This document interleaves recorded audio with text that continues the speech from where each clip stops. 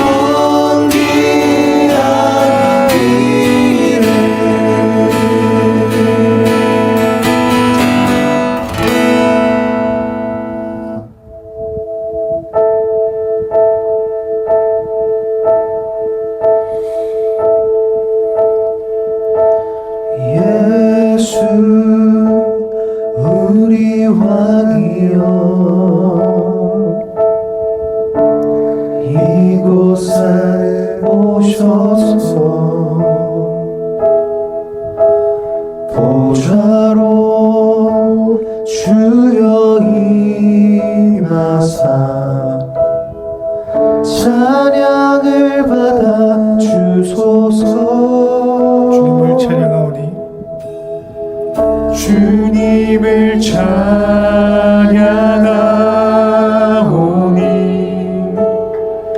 주님을 경배하오니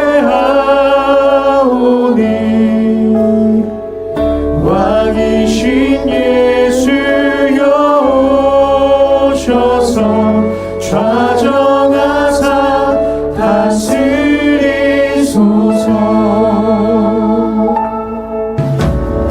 예수 우리 왕이여 이곳에 오소서. 이곳에 오소서. 보좌로 주여 임하사 찬양을 받아 주소서. 주님을 찬양하오니 주님을 찬양하오니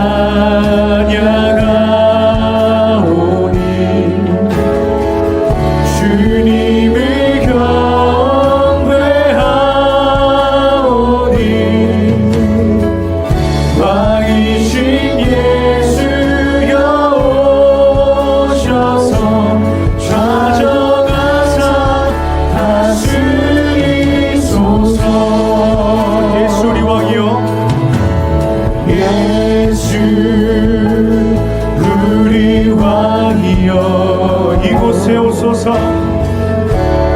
이곳에 오소서. 보좌로 주여 임하사 찬양을 받아 주소서. 주님을 찬양하오니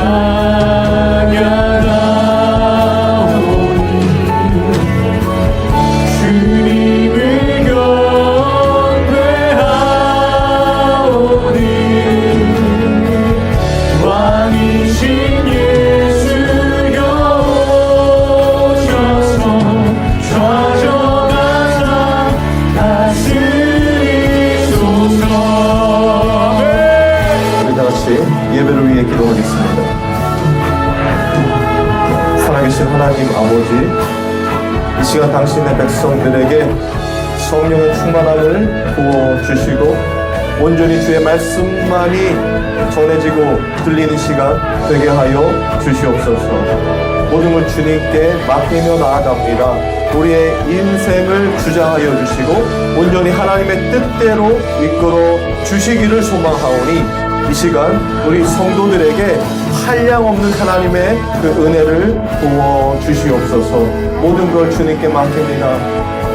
주님 인도하여 주시고 역사하여 주시옵소서. 감사를 드리며 예수님의 이름으로 기도합니다. 아멘. 하나님의 말씀 보겠습니다. 하나님의 말씀은 사도행전 4장 6절에서 9절 말씀입니다.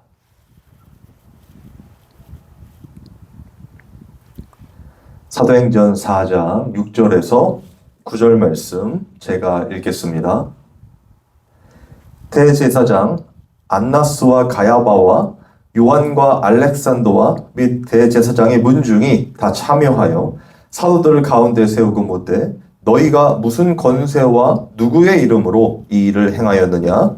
이에 베드로가 성령이 충만하여 이르되 백성의 관리들과 장로들아 만일 병자에게 행한 착한 일에 대하여 이 사람이 어떻게 구원을 받았느냐고 오늘 우리에게 질문한다면 너희와 모든 이스라엘 백성들은 알라. 너희가 십자가에 못 박고 하나님이 죽은 자 가운데서 살리신 나사렛 예수 그리스도의 이름으로 이 사람이 건강하게 되어 너희 앞에 섰느니라. 아멘. 기도하겠습니다. 하나님 아버지 감사합니다. 이 시간 주님의 말씀을 전하고 듣기를 원합니다. 온전히 하나님의 그 뜻과 섭리만이 전해지는 시간 되게 하여 주시고 예수 그리스도를 먹고 마시는 그 귀한 은혜의 예배 되도록 성령께서 주장하여 주시옵소서. 감사를 드리며 예수님의 이름으로 기도합니다. 아멘.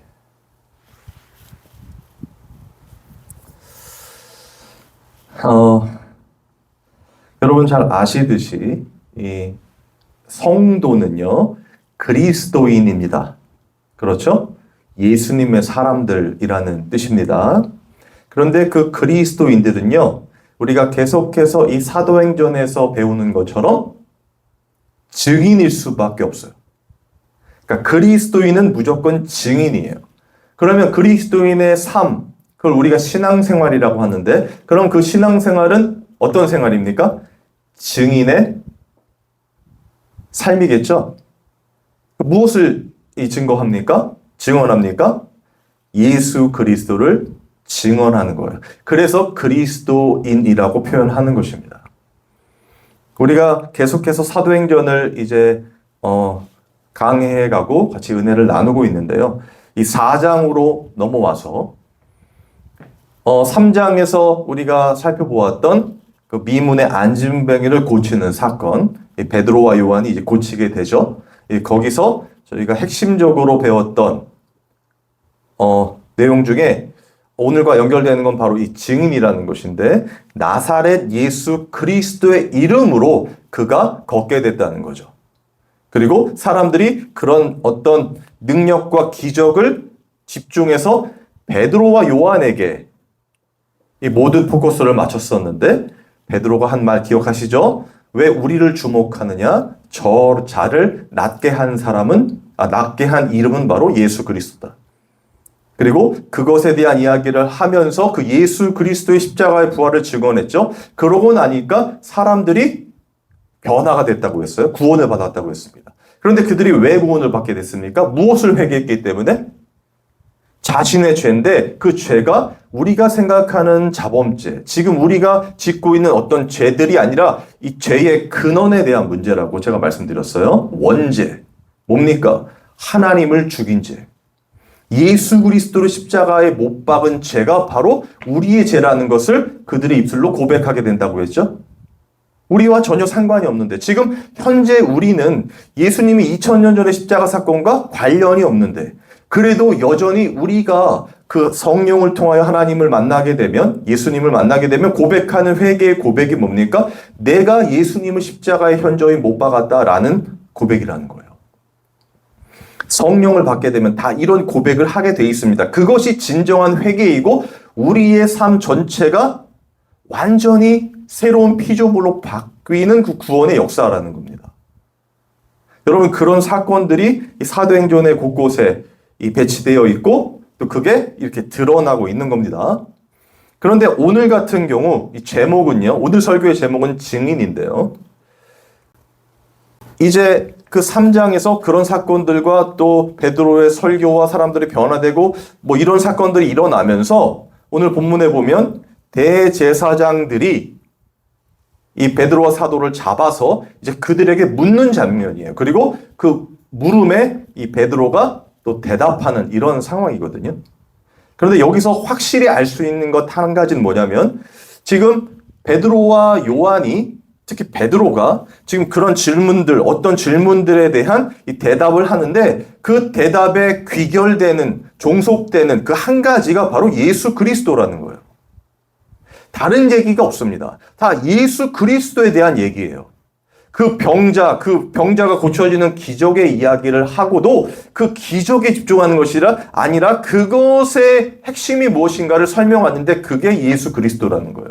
그리고 오늘 차차 배우겠지만 그런 모든 과정들이 한순간에 그냥 갑자기 일어나거나 지금 벌어진 상황이 아니라 창세전에 택한 하나님의 백성들에게 하나님께서 이루고자 하시고 완성하셨던 그 구원, 그리고 계속 하나님의 나라의 확장이 일어나고 주님 오실 때까지 이루어질 구원의 완성, 그 언약을 담고 있다는 거예요.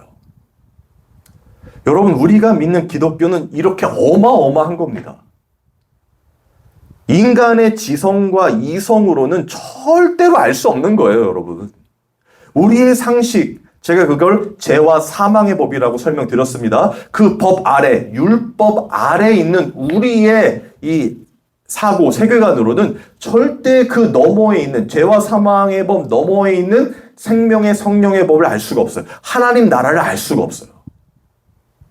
이해할 수 있는 메커니즘이 안 됩니다, 저희가. 구조가 그렇지가 않아요. 우리는 모든 것들의 결론을 나로 놓기 때문에 우리로, 우리 공동체, 우리가 잘 되고 우리가 성공하고 우리가 어떻게 살 것인가, 내가 어떻게 잘 살 것인가, 이 내 삶의 주인이 나다라는 그 자아 숭배에 빠져 있기 때문에 절대로 하나님의 그 어마어마한 물결, 그 영적인 물결을 탈 수가 없어요. 우리는 그 바깥에 있는 혹은 그 죄와 사망의 법 아래에 있는 자들이기 때문에. 그런데 오늘 베드로는요, 지금 그런 어떻게 보면 그때 당시에 대제사장들이라고 하면은 엄청난 권력과 세력과 정치를 잡고 있는 사람들이거든요. 그 사람들 앞에서 서서 지금 질문에 대한 대답을 하는데 아주 담대하게 한다는 말입니다. 먼저 그들의 질문을 한번 볼게요. 7절입니다. 사도들 가운데 세우고 묻되 너희가 무슨 권세와 누구의 이름으로 이 일을 행하였느냐. 지금 그들이 묻는데 이렇게 물어요. 무슨 권세와 누구의 이름으로 이 일을 행하였느냐. 이렇게 묻는 이유는요, 그 당시 이스라엘 문화에서 어떤 사람의 문화에 있는 사람이냐, 누구의 소속이냐, 어떤 곳의 사람이냐라는 그런 무슨 권세와 누구의 이름, 그러니까 어디에 소속돼 있는가가 굉장히 중요했다는 말이에요. 왜냐하면 다 연결돼 있기 때문에 누구의 소속입니다, 어디 사람입니다 하면 그 사람의 신분과 어떤 그런 것들을 확인할 수 있는 근거가 된다는 것이죠. 그런데 그러한 질문에 베드로가 이렇게 대답합니다. 8절에서 10절입니다. 이에 베드로가 성령이 충만하여 이르되 백성의 관리들과 장로들아, 만일 병자에게 행한 착한 일에 대하여 이 사람이 어떻게 구원을 받았냐고 오늘 우리에게 질문한다면 너희와 모든 이스라엘 백성들은 알라.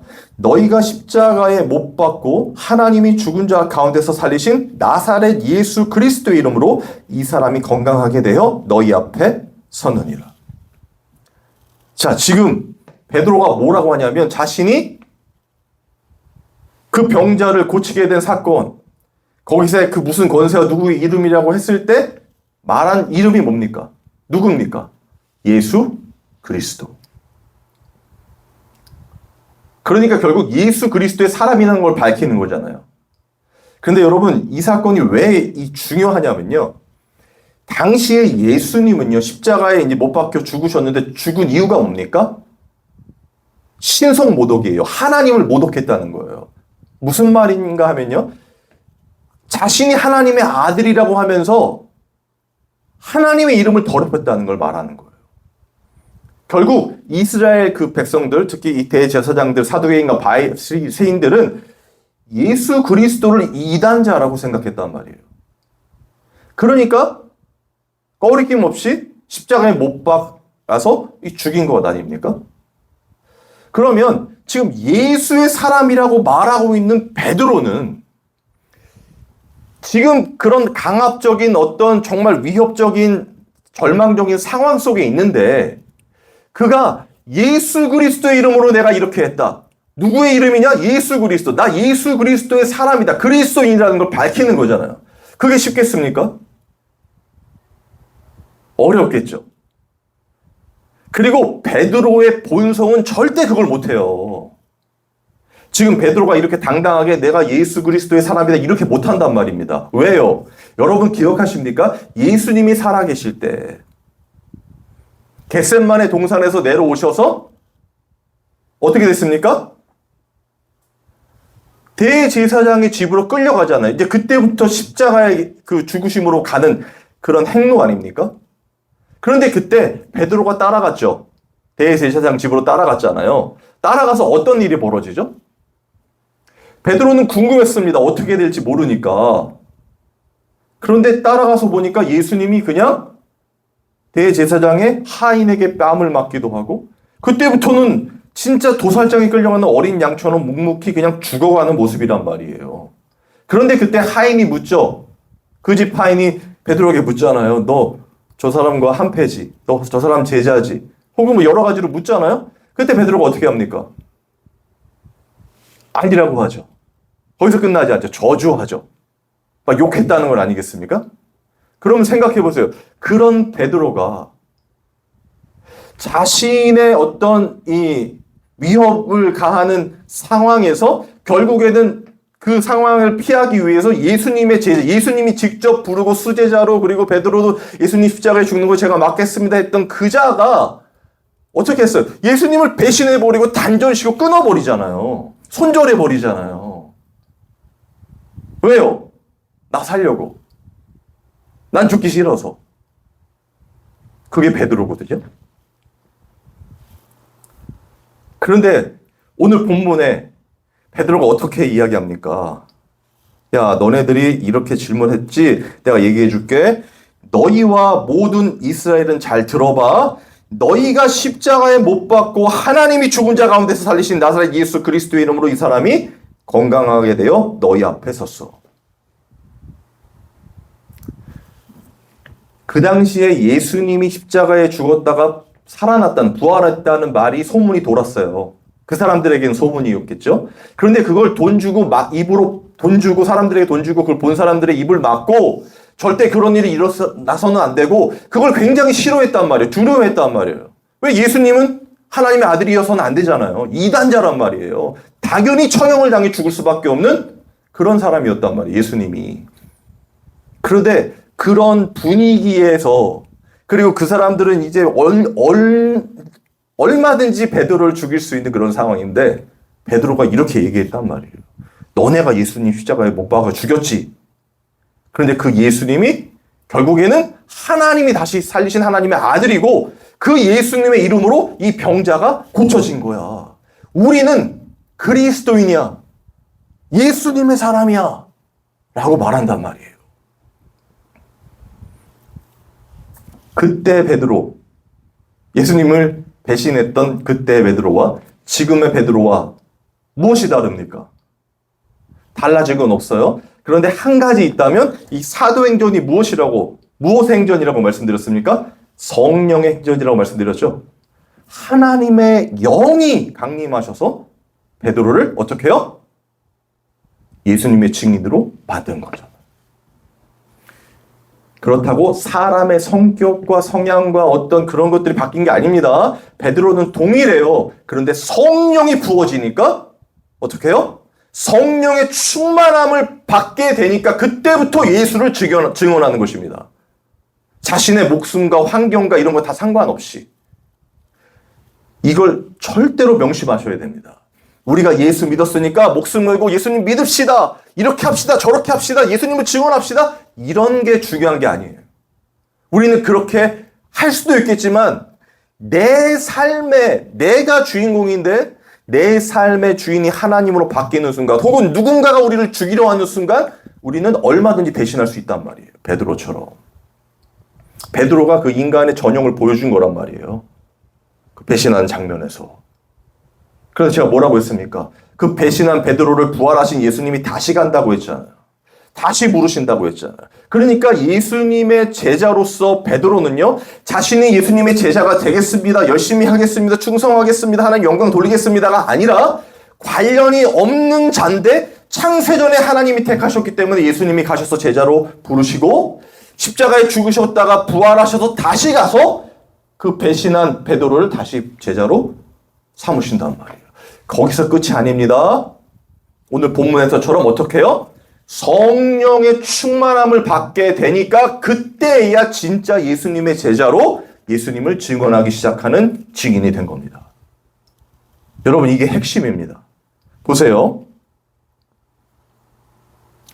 다시 읽어볼게요. 8절에 뭐라고 나오냐면 이에 베드로가 성령이 충만하여 이르되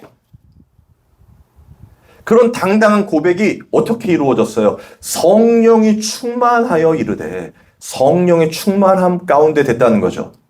그러면 한번 면밀히 생각해 보십시오. 지금 베드로가 그렇게 선포를 했지만 결국 베드로의 선포를 이끌어내신 분이 누굽니까? 예수 그리스도로 말미암아 난 믿음, 기억하세요? 우리의 믿음은 우리가 믿습니다는 자기 확신이 아니라고 그랬어요. 예수 그리스도, 우리 안에 계신 예수 그리스도로 말미암은 믿음이 지금 이렇게 만들었다는 거예요. 그러면 그 믿음은 어디서 온 겁니까? 예수 그리스도, 그리고 오늘 본문에 어떻게 해요? 성령의 충만함을 받게 되니까, 성령이 우리 안에 계시게 되니까 증인이 되는 거예요. 맞습니까? 이걸 잊으시면 안 됩니다. 우리가 하는 게 아니란 말이에요. 성령이 우리 안에 계셔야 된다는 거예요. 그리고 실제로 성령께서 우리를 그렇게 점점 더 견고한 믿음, 예수 그리스도만을 붙들고 그분의 말씀조차 살게 되는 그 거룩한 길로 이끄시고 계시다는 거예요. 그런 과정 가운데 오늘 베드로가 어떻게 해요? 예수를 증언하는 거죠. 그럼 우리는요? 우리도 마찬가지라는 겁니다. 우리가 하는 게 아니라 우리 안에 성령이 계셔야 하게 되는 거예요. 여러분, 이걸 정말 잊으시면 안 됩니다. 지금 이 사도행전이요, 사복음서, 예수님께서 이 땅에서 행하신 하나님의 말씀, 그 율법을 이루셨잖아요. 그죠? 완성하셨잖아요. 십자가에서. 그 완성하신 것을 우리에게 덧입혀 주셨는데, 그 덧입혀 주시는 과정 속에서 시작되는 교회, 그게 사도행전이거든요. 그런데 그 사도행전의 시작이 성령의 강림이었고, 성령의 강림을, 그 성령의 충만함을 받은 제자들이, 사도들이 지금 예수님을 증언하기 시작하는데, 그 증언하는 모든 과정 속에 성령이 항상 충만히 같이 계셨다는 거예요. 여러분, 그 성령이 우리 안에 계셔야 우리가 증인이 되는 겁니다. 그래서 사도행전 1장 8절 기억하십니까? 여러분, 오직 성령이 너희에게 임하시면, 오직, only 성령이 너희에게 임하시면 너희가 권능을 받고 예루살렘과 온 유대와 사마리아 땅끝까지 이르러 내 증인이 되리라. 성령이 임하시면 증인이 되리라. 동사와 주어만 떼면. 근데 사람들은 이 말씀을 곡해해서, 왜곡해서 자, 증인이 된다 했으니까 우리 증인 됩시다. 그러니까 성경 공부합시다. 기도합시다. 뭐 예배에 집중합시다. 뭐 선교합시다. 이렇게만 말하게 된단 말이에요. 그런데 진짜 성령을 받은 성령의 사람들은 그런 말이 나오지가 않습니다. 왜? 할 수가 없으니까.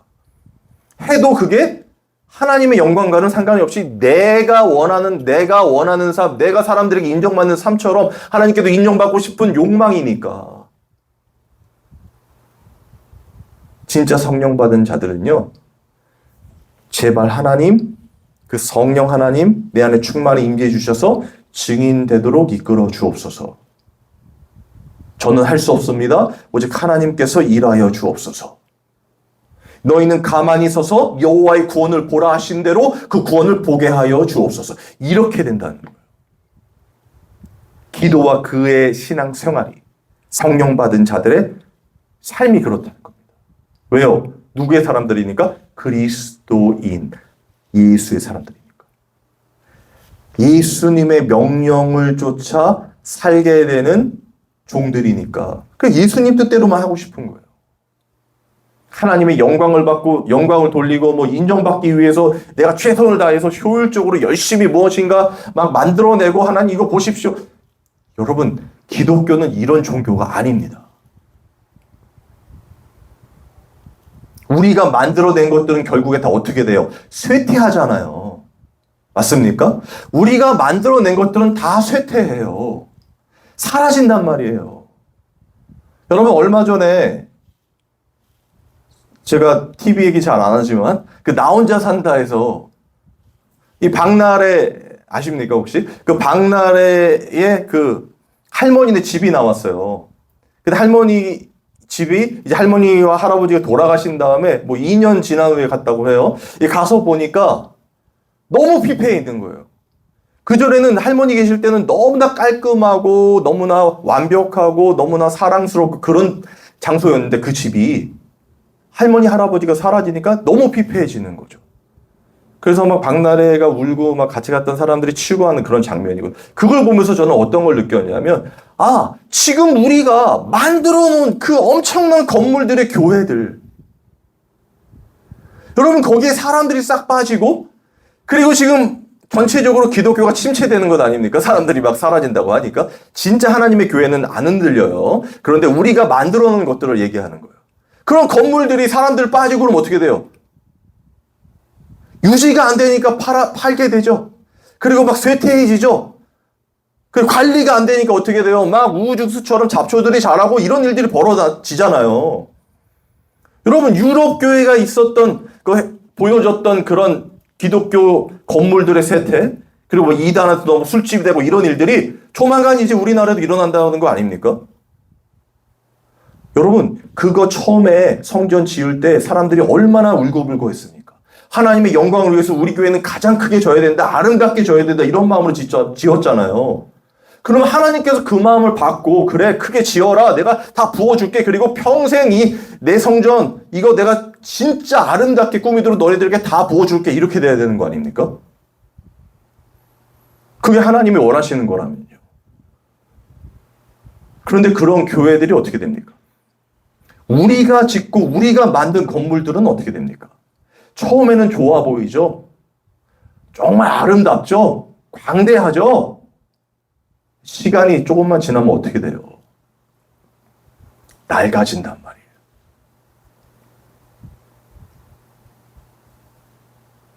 시간이 흐르면 흐를수록 우리가 행하는 모든 것들, 건물뿐만 아닙니다. 우리가 하는 모든 것들은 다 썩어진단 말이에요. 피폐해진단 말이에요.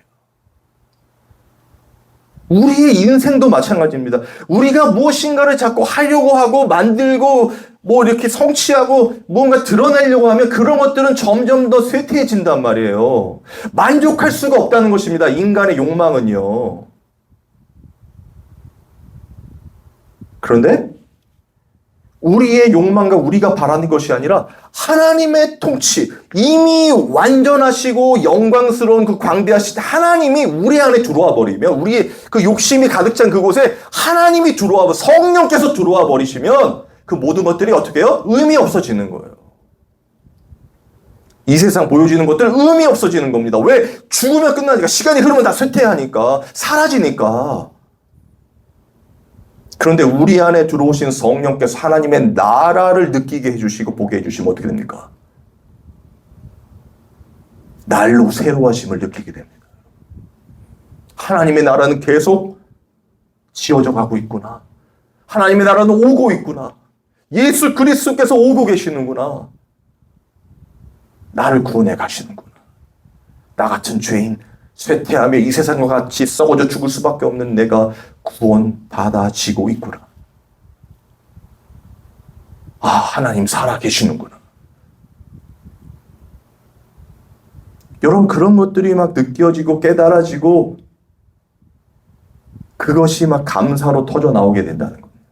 그런 삶을 살아가는 자들이 어떻게 해요? 베드로처럼 예수님을 증언하게 되는 거예요.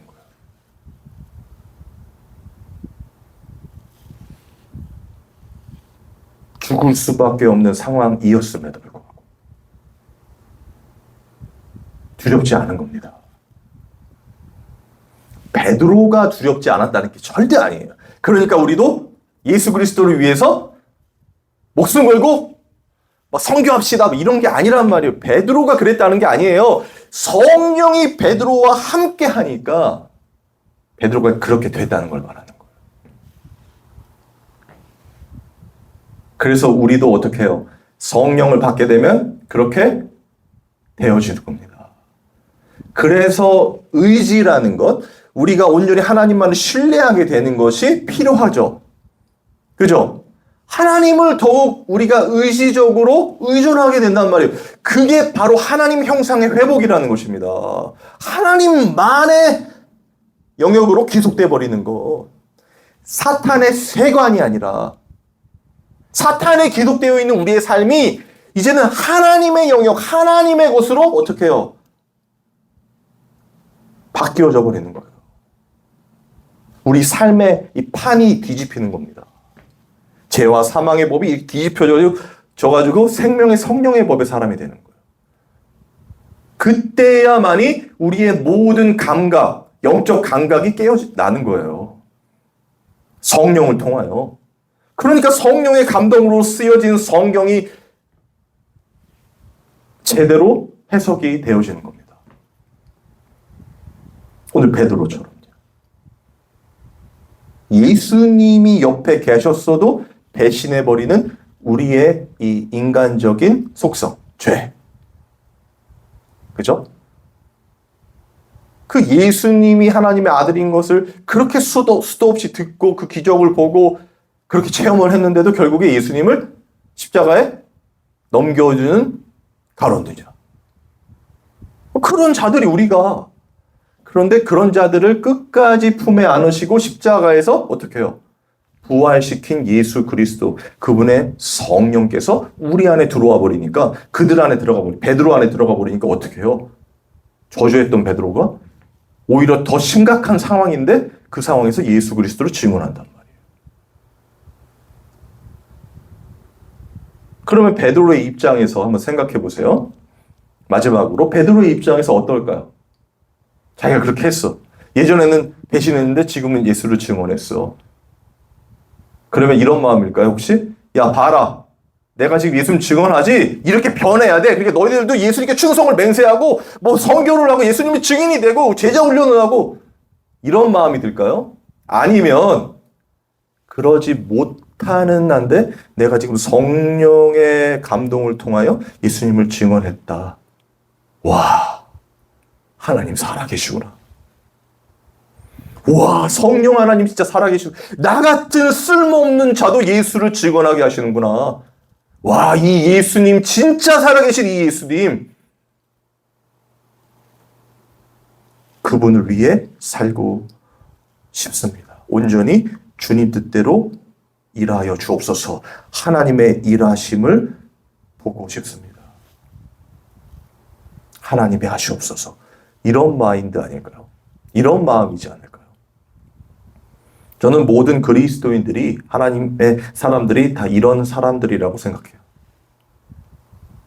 기적을 베풀고 무슨 카리스마 있는 설교를 하고 뭐 사람들이 변화되고, 여러분 그런 거는요, 세상 종교에 유명한 그런 어떤 득도했다는 사람들도 다 하는 거예요.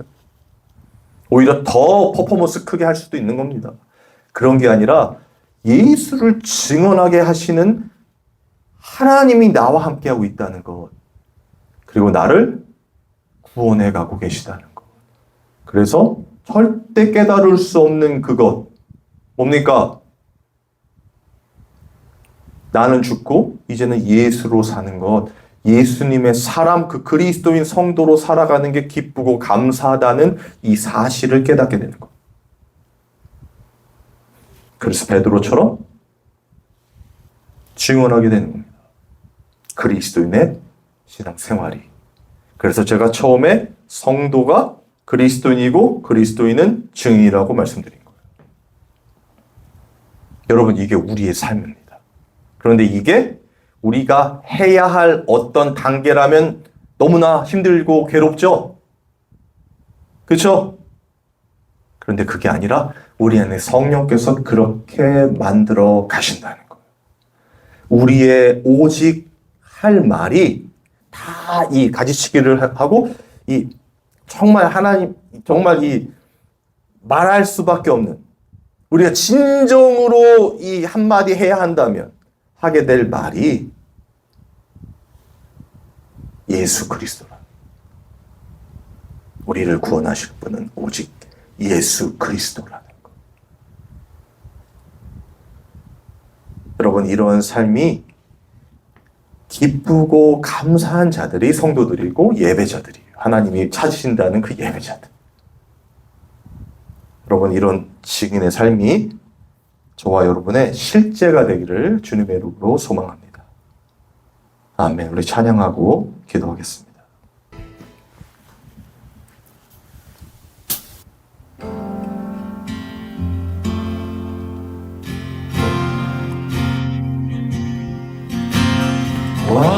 완전하신 나의 주 의의 길로 날 인도하소서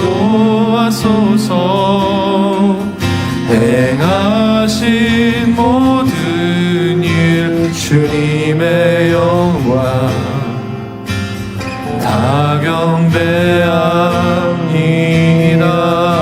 완전하신 나의 주 의의 길로 날 인도하소서 행하신 모든 일 주님의 영광 다 경배합니다.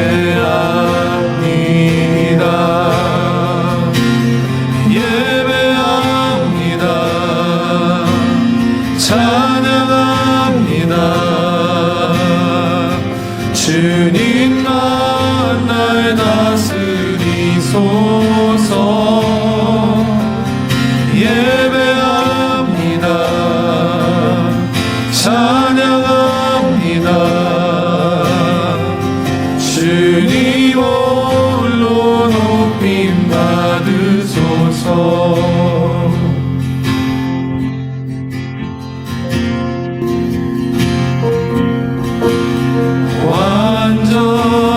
완전하신 나의 주 의의 길로 날 인도하소서. 행하신 모든 일 주님의 영광 다 경배합니다.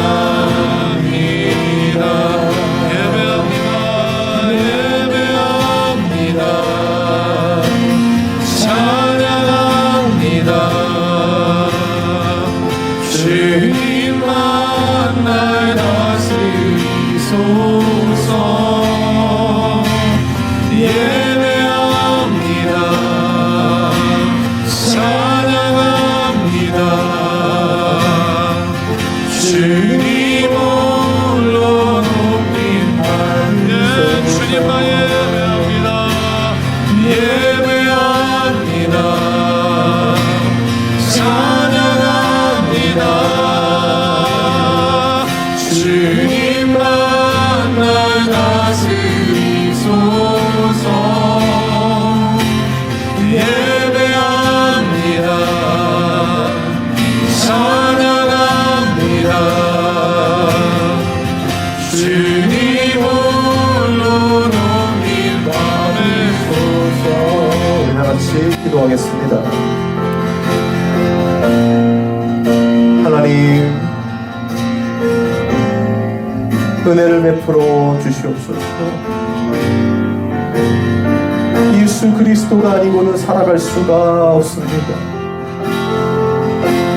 아버지, 완전하신 주님께서 우리를 이끌어 주시고 당신의 거룩한 백성 그 증인으로 삼아 주시옵소서. 아버지, 우리 성도들에게 은혜를 베풀어 주시옵소서. 우리는 연약하고 부족합니다. 그러나 우리 안에 성령께서 우리를 온전히 하나님의 거룩한 자녀 그 증인으로 만들어 가심을 믿사오니 우리 성도들에게 용기와 힘을 주시고 어떠한 상황에서도 굴하지 않고 믿음의 주요 온전케 하신 주님만을 바라보게 하여 주시옵소서. 아버지, 모든 것 주님께 맡기며 나아갑니다. 역사하여 주시고 은혜를 베풀어 주시옵소서. 하나님 아버지, 감사합니다. 우리가 하는 것이 아니라 하나님께서 성령을 통하여 우리를 하게 하심을 믿습니다. 그것에서 오는 참 자유와 기쁨을 우리 성도들이 깊이 체험하게 하여 주시고 정말 예수 그리스도의 증인으로 하루하루를 기쁨으로 살아가도록 인도하여 주옵소서. 하나님, 하나님께 귀한 예물을 드렸습니다. 유일한 예물 대신 우리 예수님을 깊이 묵상하고 또 생각하고 동행하며 그 예수님만이 주시는 평안으로 기쁨으로 하루하루를 살아가는 우리 성도들 다 되도록 인도하여 주시고 또한 하나님께 간절히 간구하는 그 기도들 온전히 하나님의 나라가 이루어지는 그 놀라운 언약의 완성이 우리 성도들의 삶 가운데 곳곳에 피어날 수 있도록 인도하여 주옵소서. 우리 주 예수 그리스도의 은혜와 하나님의 사랑과 성령의 교통하심이 이 예배에 참여한 모든 성도들을 위해 영원토록 함께 있을지어다. 아멘.